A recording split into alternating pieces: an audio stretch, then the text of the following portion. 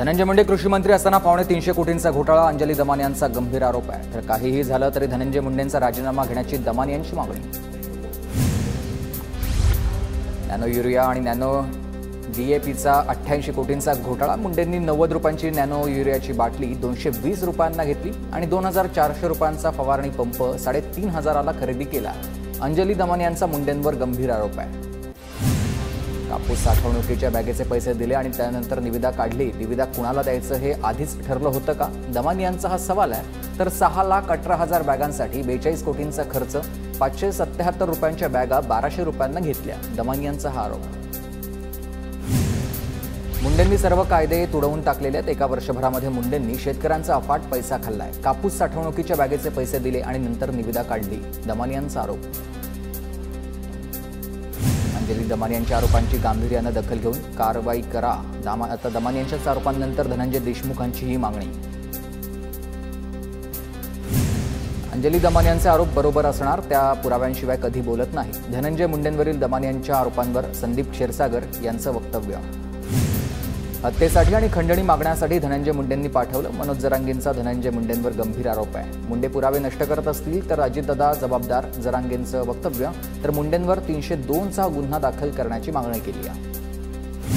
विष्णू चाटेनं टाकून दिलेल्या मोबाईलमध्ये हत्या प्रकरणातले पुरावे, चाटेच्या मोबाईलमधला डेटा रिकव्हर झालेला पाहिजे, धनंजय देशमुख यांची मागणी। बीड हत्या प्रकरणामधील एक आरोपी अजूनही फरार ही अशोभनीय बाब आहे। तर निष्पक्षपणे तपासासाठी यंत्रणा चांगलं वातावरण तयार करून दिलं पाहिजे, ज्योती मेटेंचं वक्तव्य। बीड जिल्ह्यामधील प्रशासकीय मान्यता मिळालेल्या कामांची चौकशी होणार, 2 वर्षात नियोजन समितीनं मान्यता दिलेल्या कामांची चौकशी होणार आहे। मागील 2 वर्षात धनंजय मुंडे बीडचे पालकमंत्री होते। बोगस पीक विमा प्रकरणात 96 सीएससी केंद्रावर शासनाची कारवाई, बीड जिल्ह्यामधील 35 तर 22 बोगस पीक विमा केंद्रांवर प्रशासनाची बंदी, बोगस विमा भरणाऱ्या लोकांचे 1 लाख प्रस्ताव रद्द। वर्षाच्या लॉनमध्ये कामाख्या देवीसमोर कापलेल्या रेड्याची शिंग पुरलेली आहेत। संजय राऊतांकडून गंभीर आरोप करत शिंदेंवर निशाणा, मुख्यमंत्रीपद दुसरं कोणाकडे टिकून नये म्हणून हा प्रकार केल्याचं कर्मचारी सांगतात, राऊतांचा दावा आहे। संजय राऊतांना एवढा फालतू व्यक्ती नकाशावर शोधून सापडणार नाही, राऊतांच्या वक्तव्यावर निलेश राणेंचा पलटवार। वर्षा बंगल्यावर काही डागडुजी काम सुरू आहेत, वर्षा बंगल्यावरून राजकीय आरोपांची आवश्यकता नाही, उदय सामंतांचं वक्तव्य। तर सकाळची मुलाखत बंद करा, काळी जादू पण बंद होईल, मंत्री उदय सामंत यांची राऊतांवर टीका। शिंग काढले असतील तर बाहेर काढा, मला त्याबद्दल काही माहीत नाही, भुजबळांचं वक्तव्य। मुंबई पालिकेच्या बजेटमध्ये 74,427 कोटींची तरतूद करण्यात आली असून अर्थसंकल्पीय अंदाजाच्या तुलनेत 14.19% जास्त आहे आणि गेल्या वर्षाच्या 59,000 कोटींवरून बजेट 74,000 कोटींवर।